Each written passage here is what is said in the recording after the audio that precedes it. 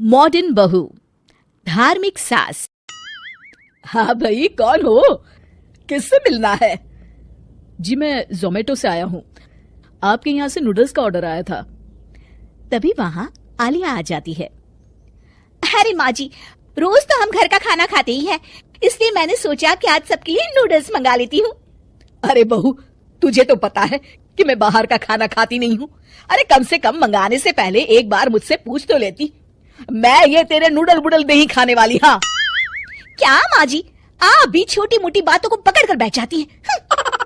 अरे बहन जी, आप दोनों के झगड़े के बीच मेरा वक्त क्यों बर्बाद कर रही हो? आपको अपने ऑर्डर की डिलीवरी लेनी है या नहीं? कमला अपनी बहू से कहती है। बहू, तूने मंगवाया है ना, तू ही खा, मैं नहीं खाने वाली। मैं चली अपने कमरे में। आलिया चिढ़कर डिलीवरी वाले से कहती है, भैया आप एक काम करिए, इसे लेकर वापस चले जाइए। डिलीवरी वाला वहां से चला जाता है और इस तरह सास बहू के झगड़े की वजह से सभी घर वाले उस रात भूखे सो जाते हैं। फिर एक दिन आलिया अपने घर पर अपने जन्मदिन की पार्टी मना रही होती है।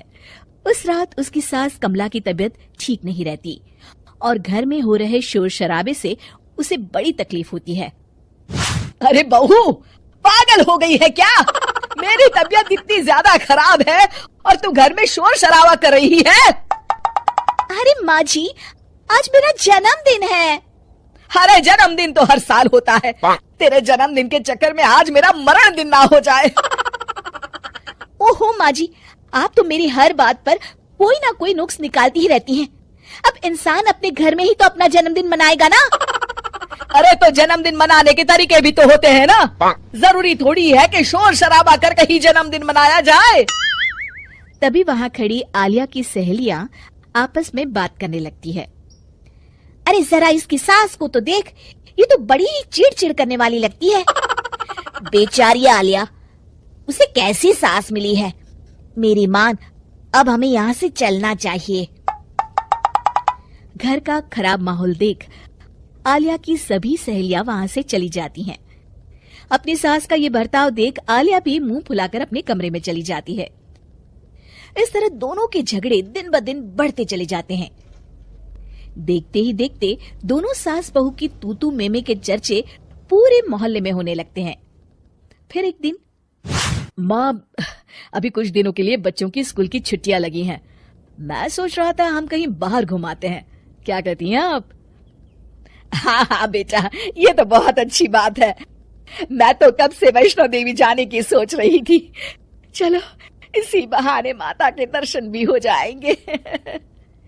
कमला की बात काटते हुए आलिया कहती है, अरे नहीं नहीं, वैष्णो देवी जाकर क्या करेंगी? मेरी एक सहेली पिछले साल ही गई थी। रास्ते भर बेचारी तकलीफ से गुजरते गुजरते वहां पहुंची, आज तक पछता रही है। वैष्णो देवी भी कोई घूमने वाली जगह है क्या? एक काम करते हैं, हम लोग शिमला चलते हैं। अरे नहीं बहू, बच्चों को धार्मिक स्थानों पर ले जाने से उनमें अच्छे संस्कार आते हैं और वैसे भी माता के दर्शन किस्मत वालों को ही मिलते हैं। नहीं नहीं माँ जी, मैंने सोच लिया है, हम लोग शिमला जाएंगे। अरे मैंने एक बार कह दिया ना, हम सब वैष्णो देवी जाएंगे। माँ, तुम वैष्णो देवी जाओ और आलिया तुम शिमला चली जाओ।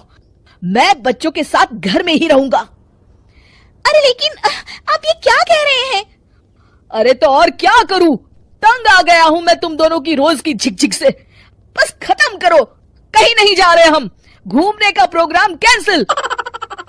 इतना कहकर राहुल वहां से चला जाता है। उस दिन के बाद से दोनों सास बहू एक दूसरे से मुंह फुलाए रहने लगती है। फिर एक दिन, अरे बहू, आज मुझे बाजार जाना है, चलेगी तू? हाँ माँ जी, मुझे भी काफी सामान खरीदना है, चलिए चलते हैं। दोनों बाजार पहुंच जाते और खरीदारी करते समय किसी चीज को लेकर दोनों में बहस हो जाती है। अरे तुझे कुछ नहीं समझता, बाहर से दिखने में अच्छा दिख रहा है, 4 दिन भी नहीं चलेगा ये। अरे मैं कह रही हूँ ना, आप एक बार इसे लेकर तो देखिए, ये बहुत अच्छा है। अरे बहू, मैंने अपने बाल धूप में सफेद नहीं किए हैं। कपड़े को दूर से देखकर बता सकती हूँ कि कौन सा अच्छा है और कौन सा नहीं। अरे वाह माँ जी, मतलब मैं बेवकूफ हूँ, मुझे कुछ नहीं समझता है। तभी दोनों की बातें सुनकर दुकान वाला झुंझला कर कहता है, अरे माँ जी, आप दोनों अपना झगड़ा दुकान के बाहर जाकर करिए, मेरी दुकानदारी खराब मत करिए। अरे तू कैसी बात कर रहा है?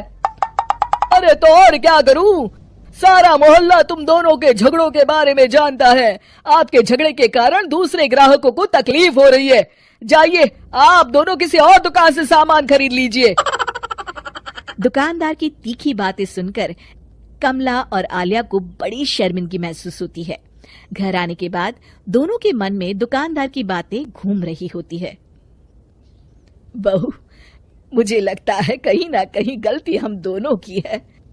अरे छोटी छोटी बातों पर लड़ पड़ते हैं हम, जिस वजह से सारे मोहल्ले में हमारी हंसी हो रही है।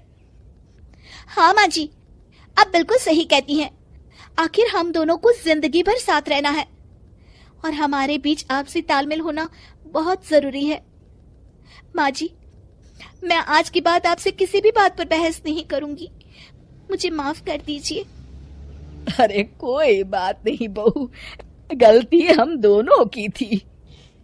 शिक्षा एक दूसरे को समझने से और एक दूसरे को सम्मान देने से ही हमारे रिश्ते अच्छी तरह से चल सकते हैं।